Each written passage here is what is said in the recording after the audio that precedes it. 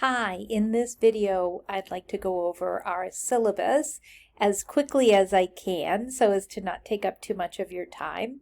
Over here, you'll find the ways to get in contact with me, my email. That's my office, but I won't be on campus during this spring. Hopefully, there'll be vaccinations and we'll be back to something that resembles the norm in the fall. But however, I do have Zoom office hours, and those office hours are on Blackboard. You get the links as well as a place where you can book time to meet with me, or you can look on any of the emails that you get from me as well. If this time doesn't work during the day, I have Thursday evenings that I'm also having office hours. If you can't come by during any of those times, send me a text on Remind or send me an email and we can talk about what would be a good time for us to meet. So this course, this is the description, our alignment with both the Massachusetts state standards and the ISTE standards. The Massachusetts Digital Framework will be really are the standards that we will work with, and they are based off of the ISTE standards, the International Society for Technology and Education. There is no textbook for this class, but there is lots and lots of material for you to read and watch and go throughout the course. So I think it'll keep you busy. There are a few things I would like you to sign up for. Code.org is one of them. If you're not familiar with it, it's an amazing free resource. In addition, I would also like you to sign up for Remind, of course, Kahoot, Padlet, Wakelet, Google Expeditions, Flipgrid, and if you can do these through your BSU email, it's usually to your benefit to do it with that EDU extension. Sometimes gives you a little bit more they're all free, but it gives you greater access. But Flipgrid especially because you can access it through the OneDrive, the BSU Office 360. So you want to try to do that. So in that little waffle that's on the upper left-hand side of your email, you'll see that there should be an app for Flipgrid, a link to that app. I'm also going to do a little work with green screen. We can do a lot with Zoom and everything now, but I'm going to ask you to buy a green screen app. I use Doing, but you can really use whatever you want. I bought a green screen on Amazon a couple of years ago for $6.99. It is literally a piece of green material. So if you can find that works too. Whatever you want, and these are some actual options for doing that and for kind of DIY stuff. Please make sure you've downloaded the ISTE standards and the Massachusetts Curriculum Framework. You don't have to join ISTE. There is a special membership right now. They have a student membership, but the whole class has to sign up. Though you can email them and ask them if they will do that. It's $30, but I would suggest that if you're really into this and you think that it might be something that you'd like to go further in, like you want to really maybe become a technology specialist at one time, then ISTE is really the professional organization for you, and they do have a current membership of $75, which is really pretty good. So I don't require it, but it is something that you might be interested in. There's also MassQ, which is a great organization for technology, and they do a lot of work around professional development. So none of those are required though. Social media, I'm going to ask you to create a professional Twitter and Instagram account. I know, and some of you might be really into doing stuff on TikTok or really into doing stuff on Snapchat, though I think TikTok is more what people are doing these days, and it's great. I mean, I fall down that TikTok rabbit hole all the time, but and there's great teacher TikTok, so I recommend signing up for it and looking at it, but I'm not asking you to create a TikTok at this point. Though it might be something that you think about sharing with the group when you're doing your own research or you're doing your own professional development presentation, that kind of thing. But anyway, if you can sign up for a Twitter account, follow me on Twitter and Instagram, and then look for that hashtag ELED500. But I would like you to create your own professional one and post it. On our Welcome Center, you'll see a Google Doc where I would like you to post that information to, and I'd like you to do it by February 6th. So make sure you sign up for Remind this information and check your email and Remind every day. That information is right here on how to sign up. It's pretty easy. You might use it for your own classroom. These are the assignments for the class. Really, at the center of the class is the discussion where we'll be talking with each other and getting to know each other and discussing different issues, both that I bring forward and you bring forward. There'll be reflections on and discussions of practice on, and we'll use Flipgrid, Green Screen, Kahoot, and Padlet. So just make sure that you have access to all of those.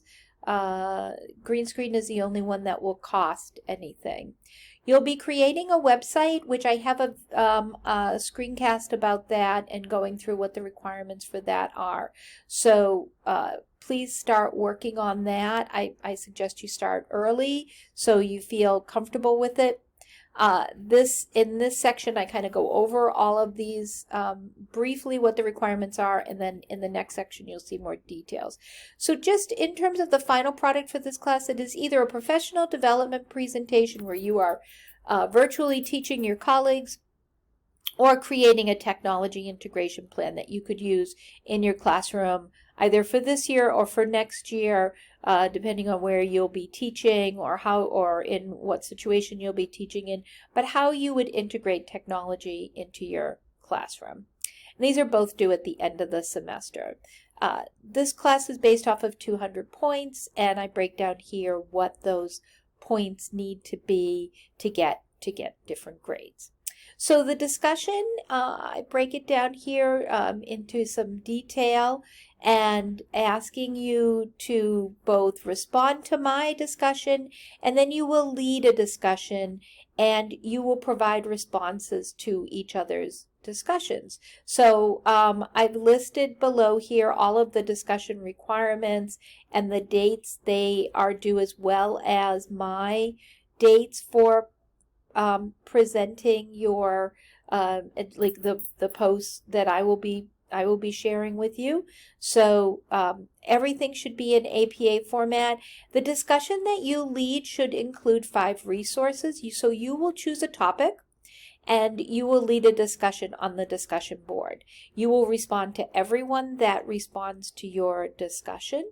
You must respond to 3 of your colleagues, and I do go into this in some detail, but I just want you to understand that the 5 resources, at least 2 of these should be peer-reviewed articles. So you'll have to go to Maxwell Library. You can go do that online, or you can do it through Google Scholar, and you are looking for articles that are from research journals in technology education. And 2 of your resources need to be these peer-reviewed articles. 1 should be a video, and the other 2 can be text or video, and they can be from anywhere that you get the information, an educator website like Edutopia or Scholastic, or even the newspaper if you read something in the Boston Globe or something.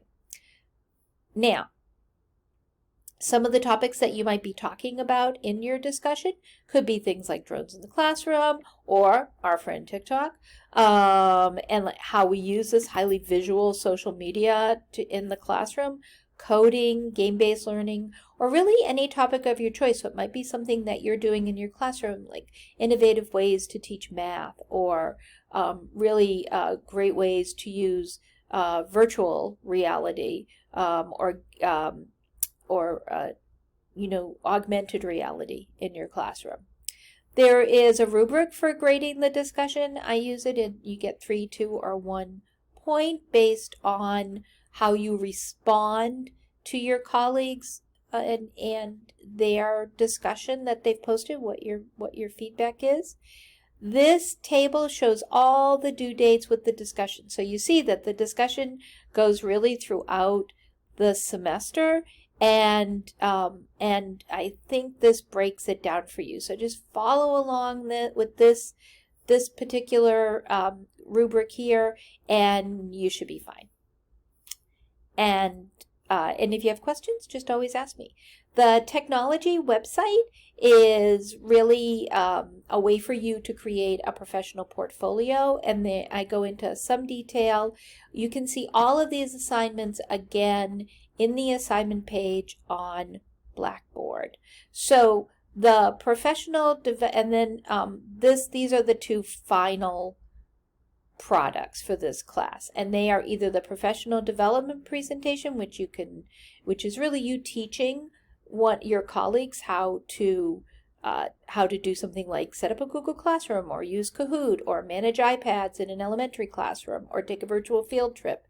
And this is all the information that you need to complete for it, or create a technology integration plan, which can be a bulleted plan, 7 to 10 pages, but really how are you going to use technology in your classroom throughout the year, either for this year or and next year, part of this year and part of next year, or planning out sort of what does it look like. So if you know next year, I think I'm going to be teaching 3rd grade, and I know that I have to teach all subjects. Well, then I want you to break it down. What are some ways that you're going to use technology in your classroom in the subjects that you teach? So if you're teaching reading, math, science, social studies, and writing, then how will you use it in those courses? And then if you are a middle school or upper elementary or a secondary teacher and you only teach certain classes, then in those classes, how will you break it down and how will you use this information? So if you have a question about this and it is a little complicated, please feel free to contact me. I'd be happy to talk with you about it. And then this is our tentative course schedule. I'll open up the modules on these dates on Sunday night by about 5 o'clock. Sometimes I get them out earlier, and if I do, I will, or if I'm going to be late, I'll send you an email and a remind. I'm going to do, since we don't have a spring break, I am going to do a catch-up week because that's Wellness Day is March 12th, where we are not supposed to be assigning things. And so I am going to ask that during that week you use it to reach out to me, ask any questions that you have about the material for the course, and then and work on your material for the course and your assignments. Everything is pretty much laid out here. The wrap-up week is from the 28th to the 3rd, with really everything to be completed by the 3rd of May. And in the last part, there's some resources that you can use, as well as our cease dispositions, which are essential for all of us as educators and required of all of us by BSU and by the Commonwealth of Massachusetts. And so I go into detail about those there. If you need any resources, if you need any support, let me know. I'll be happy to help. And I hope this has been helpful for you. Remember, this is a course where I want to use your expertise and all of the experience that you have, as well as provide you with some background knowledge and some tools to really enhance your practice. So I'll be looking forward to talking with you soon, and take care.